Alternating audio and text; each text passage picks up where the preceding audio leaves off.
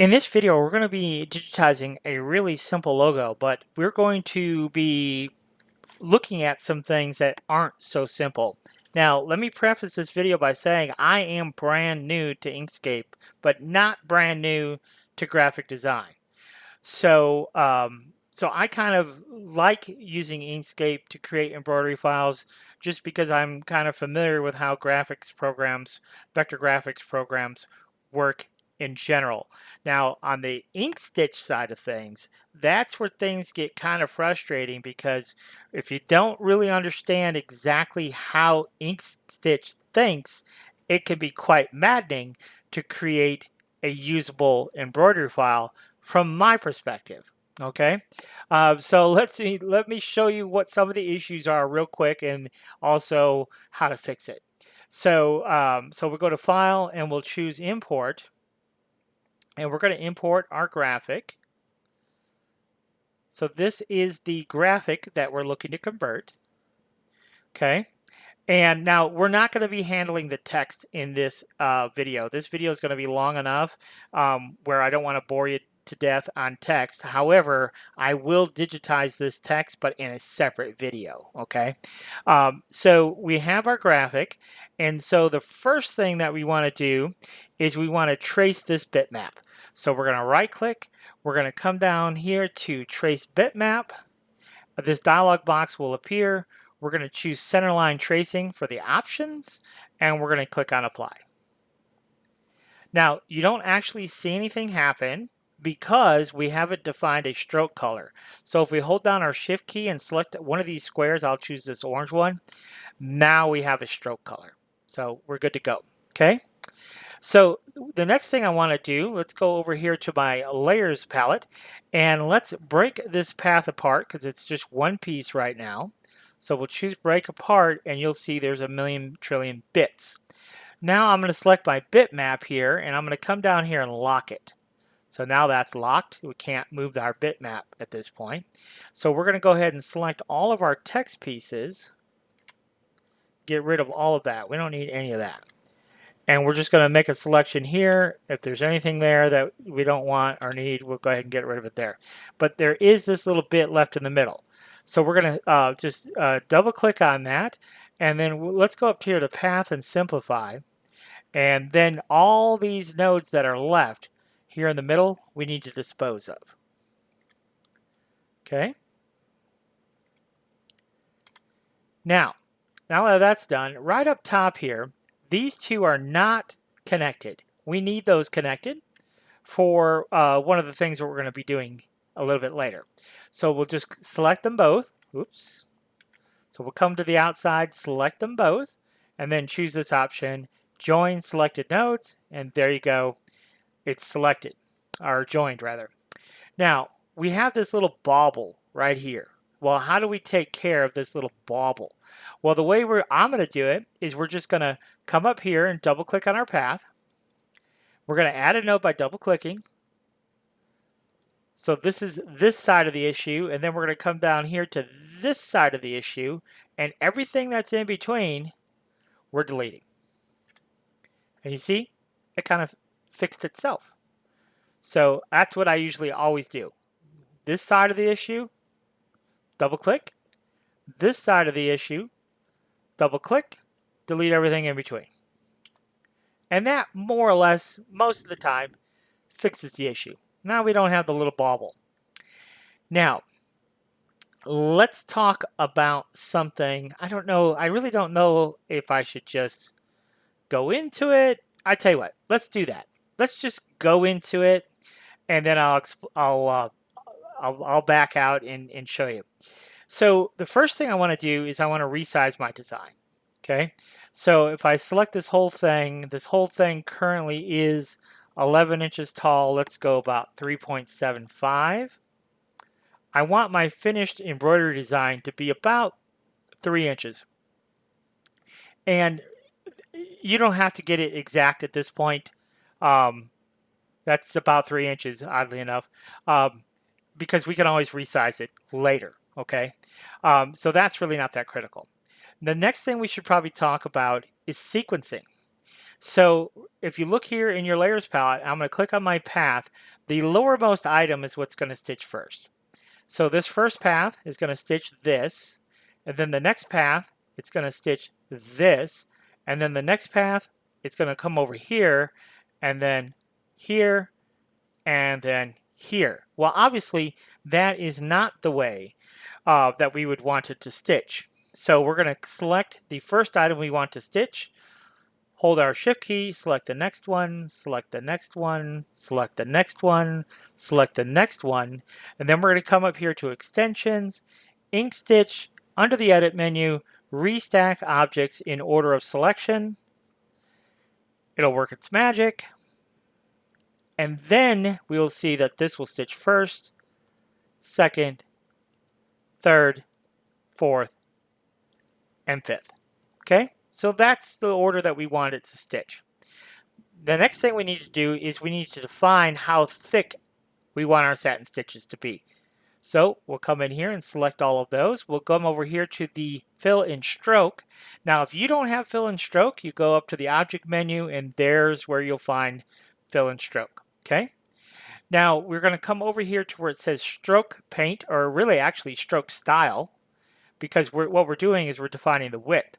And in my case, I want to do 5 millimeters. Okay. So that is more or less the thickness that the original artwork was. Okay.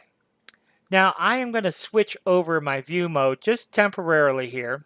I tell you what, let me back up. I'm not going to do that. I'm not going to do that. I'm going to show you a problem and the solution that I've discovered.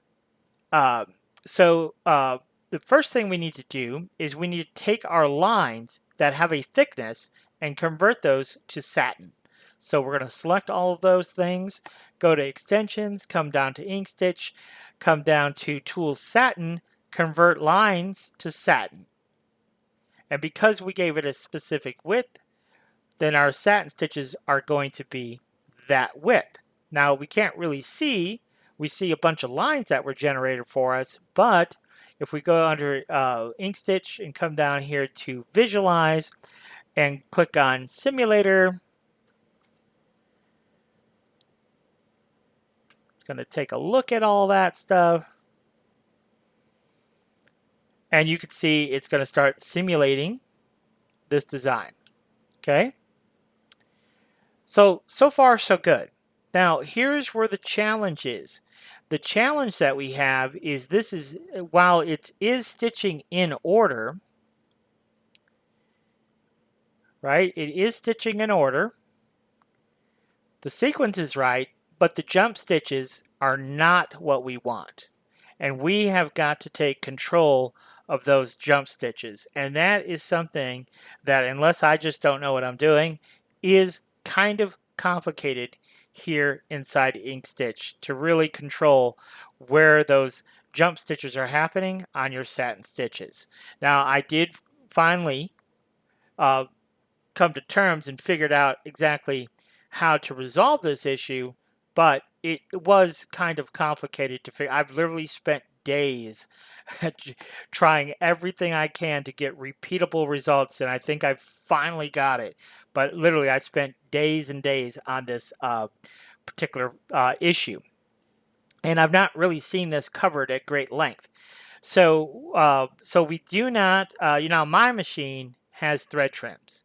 But even so, there's certain instances where I would just leave the jump stitch in and I would manually cut. Well, the way these jump stitches are popping all over the place, they just don't make sense, and ultimately they'll get in the way of our sewing. So we've got to take control of that. The other thing I want to point out too is right now we just have satin stitches applied. We don't have any type of underlay applied, and we definitely would want some underlay under this as well. So those are a couple things that we have to do, but I'm going to just back out here. So now we're back to our original paths, and this is what you have to do. Okay, let's go back over here to layers. So this is what we're going to have to do, and this is the part that I feel like, man, this is going to take a little bit extra work for us. Wherever we want to define the jump stitch, we have to break our path at that location. If we do that, then the software will recognize that break and recognize that that is our intent. Okay, so let me show you. So I want my jump stitch right here, so I just double click and I'm going to create a node and then choose this option right here, break path at selected nodes. Okay, so now I've broken my path right there. Then I'm going to come straight across and do the same thing, break path at selected node. Then I'm going to come up here and I want my jump stitch to basically be right there. So we're going to click, we're going to go to this, break path at selected node. Then we're coming straight across, double clicking, adding a node, and I tell you what we're going to do. We're going to go to path and simplify first. And we're coming straight across, adding a node, and we're breaking it right there at that point. And then we're going to do the same thing over here. Double click and break path at node. Then we'll come over here. Now this one has not been simplified, so let's just do it real quick. That's not a terrible idea anyhow. So we're going to double click right here and choose this option, break path at selected nodes. Okay, and then come down here. This point right here is fine. Break path at selected node, and then lastly we'll go to path, simplify, and again up here that's where we're going to get the jump, right? And so we'll just double click, add the node where we want our jump stitch to happen and connect, and then choose right there, break path at selected node. Okay, now that's going to get us part of the way. We're not out of the woods yet. So like I said, this is the part that's a little bit tedious, a little bit, I don't know, a little bit frustrating. But let's go ahead and select all of our pieces again. And let's go ahead and, let's see, what do we want to do here? Let's go ahead and go back to fill and stroke. We're on stroke style. We'll go ahead and give it a 5mm stroke. And then we will, so now we've made our width. We'll go back to InkStitch here and we'll choose satin, convert line to satin. And so that's back basically to where we were, right? So if we go to extensions and InkStitch and choose visualize and simulator, we'll see what results we get now. Because we're not done. So, so pretty much the same results, but look what's happened. Okay, we still have crazy jump stitches. Now they're slightly different than they were, but they're still crazy, very crazy. So we've got a little bit of work ahead of us here. All right, so this is the part that's a little bit tedious. So let's go back over here to layers. And now we have all these extra paths because we broke apart the original path. So this, for example, okay, that's part 1 and that's part 2, right? And then we have 3 and we have 4. And then 5 is this one and then 6. Okay? So you see that? So we have 1, 2, and then we jump to 3 to the new object. All right? So here's what we need to do. You see those 2 little lines right there? That's where we broke it, right? We need to add a line in between there. Now I'll show you what we're going to do. We'll go to our pen tool and we're just going to click right there and we're just hit enter, or you can right click as well. So now we have that little object. Let's go over here to stroke. I always just change it back to 1mm, but then we need to click on this, that second option. That creates a little dashed line, okay? And then we need to do the same thing up here. But, so I'm just going to go ahead and create all my objects and then we'll fiddle-faddle with them when we're done here. So now I've created that one. We'll come over here. I'll create this one. And then lastly, we'll go from here to here. Okay? So now we've created all these additional paths. So that's kind of like our sequencing, so to speak. So remember, we have 1 and 2, and then this path has to be between 2 and 3. Okay? So again, this path, we click on that path, and we know we have to move it between 2 and 3. Okay? Now, if you want, you can double click on this name, and I don't know, we could call it Run Stitch 1, something like that. That's not necessarily a terrible idea to define this, so when we're looking at it, we know what the heck is what. Okay, so remember up here, this was 3, then 4, then 5. So this has to be, so 6 is the next object. So this next run stitch has to be between 5 and 6. Okay. So now that one, and so again, we could, if we just want to help our brain here comprehend this a little bit, we'll call it run stitch 2. Okay. So that's between 5 and 6. And then we have 7, 8, 9 is the new object. So the next run stitch has to be between 8 and 9. Okay. And then we'll go ahead and just, for fun, we'll just rename it run stitch 3. Okay. And then, so there's 9, there's 10, there's 11, and now we have 12 as the next object. So between 11 and 12, we need that last run stitch. Okay.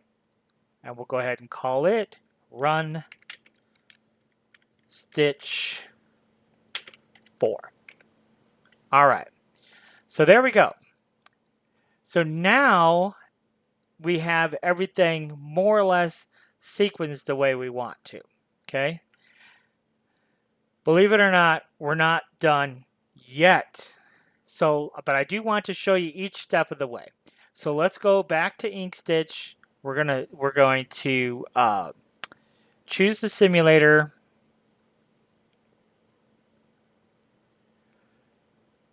And wait for it to do its thing. So you could see that if we fast forward, we still have a bloody mess, right? With all them crazy jump stitches. So that in and of itself did not help us whatsoever. How frustrating is that? Okay, so that did not resolve the problem, but we need those in place so we can resolve the problem. So now we can resolve the problem. So now we're going to select everything, the whole design, and now we're going to tell InkStitch, this is your last chance. Make it right. So we're going to come up here to extensions, and we're going to come down to InkStitch. Remember, this is your last chance, InkStitch, before I throw you out the window. So we're going to come down to Tools and Satin and choose this, Auto Route Satin Columns. Boom. Now, we'll go ahead and hit apply. We are going to preserve the order of the satin columns that we've already specified. That should always be your default. And now the issue is fixed. Oh, we hope, because that was the last chance. So we're going to come up here to InkStitch, come down to Visualize, come down to Simulator,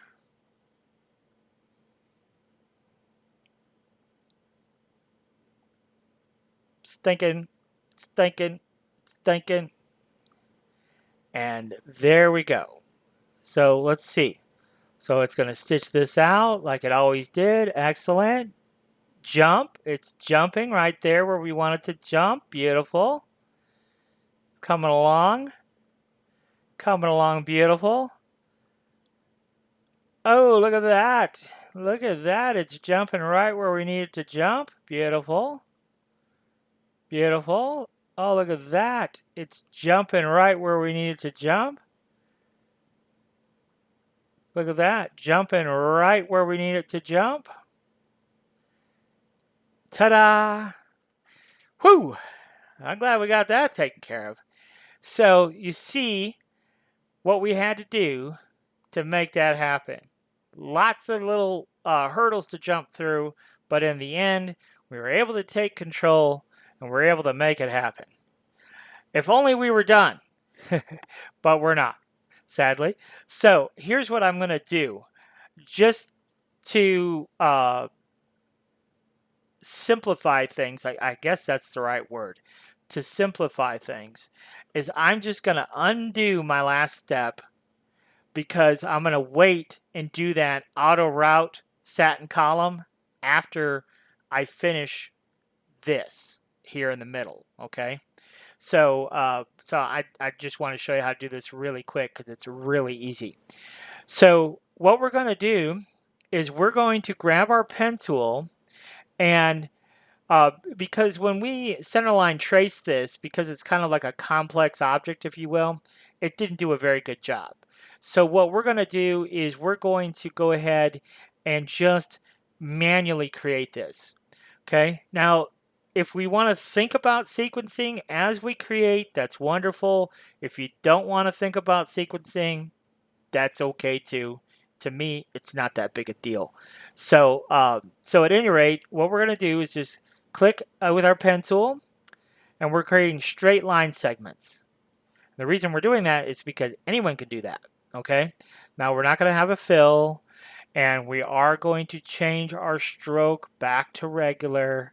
And yeah, one's okay for now. We are going to have to change that because we're going to convert this line to satin, and we want this thickness to be roughly the same thickness. So let's maybe we will go ahead and do that right now. Let's try 2 millimeters. Yep, that's going to get it. 2 millimeters, just like that. So there we go. Okay, and then we'll go back to our pen tool here, and then I'm going to click right here and right here, and go ahead and grab my node tool here, and just click and drag and bend it at will, just a little bit like that. And then we're going to do the same thing here. So we're going to click over here, click up here, and then go grab our node tool and bend it right into place. Okay? That's the easy way of using that Bezier tool. What I consider the easy way.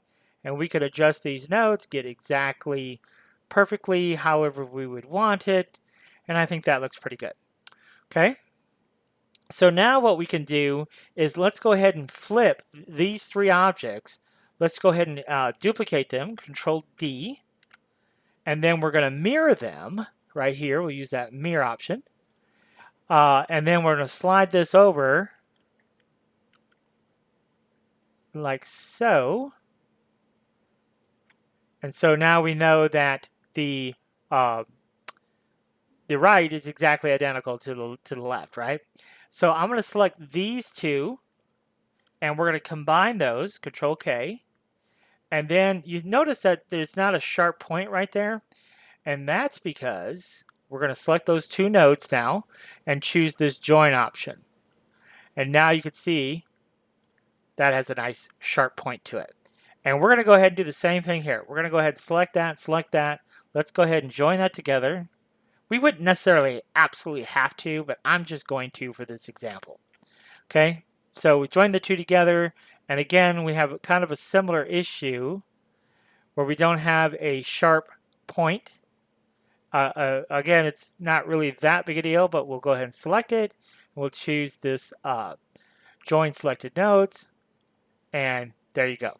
Okay, so now that is one object. Okay, and so just like before, when we did it before, we can maybe we'll go ahead and take a look at sequencing before we convert it into satin stitches, because as soon as we convert it to satin stitches, we're going to get all this silliness. Okay, so let's take a look at the pathing. That stitches last. This is going to stitch first, then this, then this, then this. Okay, I think I'm okay with the pathing there, but we're going to have that stitch first. So that's going to be the very first thing that stitches. So watch this. We're going to go here, here, then here, that center piece, and then we're going to cap all of that stuff, and then we're going to start with our main piece of our paw print. Okay? So all of that is basically how we want it to be now. So I'm going to go ahead and select all of those pieces, and we're going to choose extensions, we're going to choose InkStitch, and we're going to convert line to satin.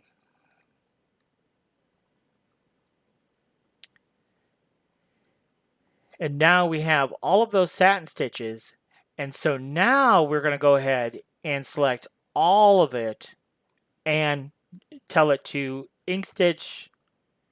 We're going to go to Tool Satin. We're going to auto route these satin columns, and then it should all be okay. So we'll click Apply. All this should work out just fine. We're about ready to find out. And then we'll go ahead and close that, and we'll go to InkStitch. We'll come to Visualize, Simulator, and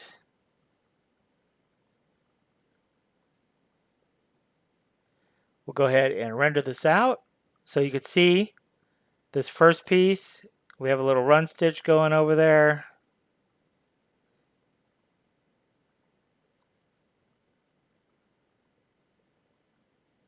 So that is definitely an issue. Is we need to reroute this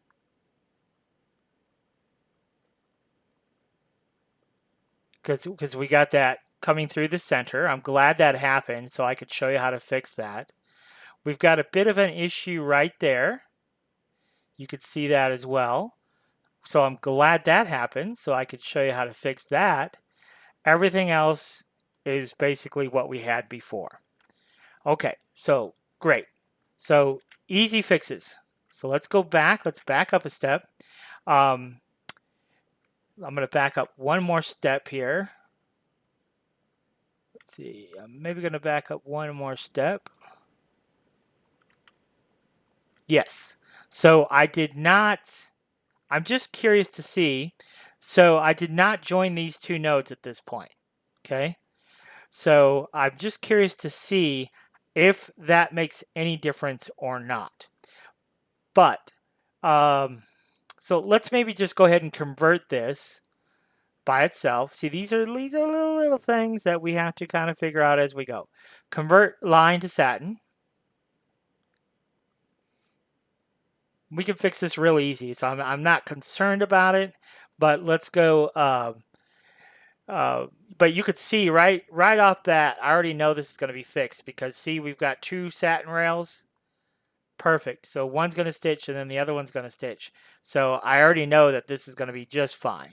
So let's go back to InkStitch, Visualize, Simulator, and we'll just double check it real quick, but I'm fairly certain that that's going to stitch out the way I need it to now.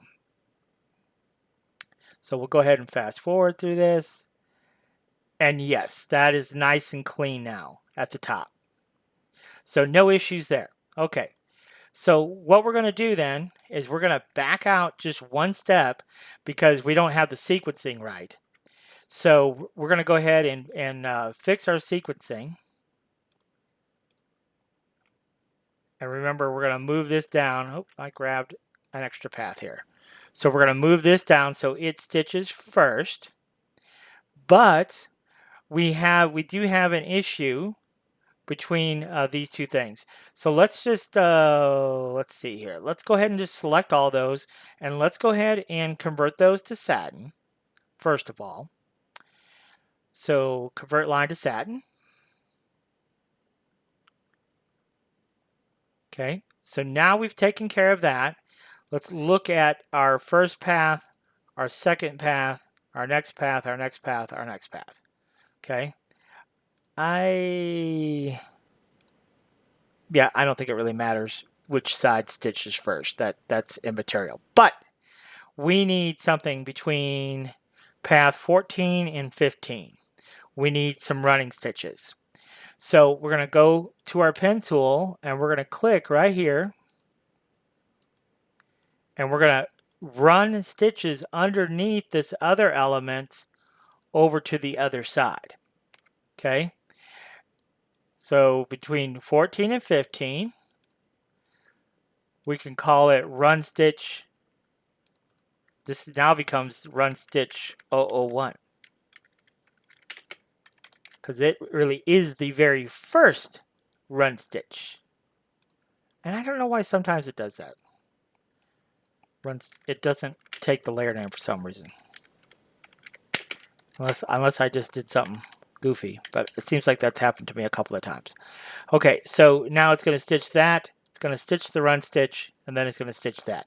But on the run stitch here, we have to change the properties. We'll go 1 millimeter, and we got to make it a dashed line. Okay, so now it will go ahead and treat that as a true run stitch, like we did all the others. So now we do have to select everything. We do have to go to extensions. We do have to go to InkStitch, and then we have to choose the auto route option. Go ahead and click apply. And then we will have our problem fixed. Okay, so we'll close that out. Back to extensions, InkStitch, visualize, simulator. When you get to actually designing your design and all that jump stitch badness I just showed you, that's going to kind of become second nature. Okay, so don't freak out. So you see there, it created the stitches. We added the manual jump stitch over to the other side. The rest of it, the software was able to figure out for us. Right, we come all the way over here. We got our jump stitches exactly where we want, and we are in business. The design is done. Almost. We got the text to add, but the main part of the design is done. So to me, it's a little bit complicated. Oh, look at there. I see another problem. No! Why me, Lord? Look at here. I see another issue right there. That jump stitch. Let's back up and see what's happening here. What is happening there? So let's back up. So it's doing that. And why is it doing that? So it's jumping to that. And then it's coming over to there. Hey, we could fix that. We could fix that. No worries there. We could fix that.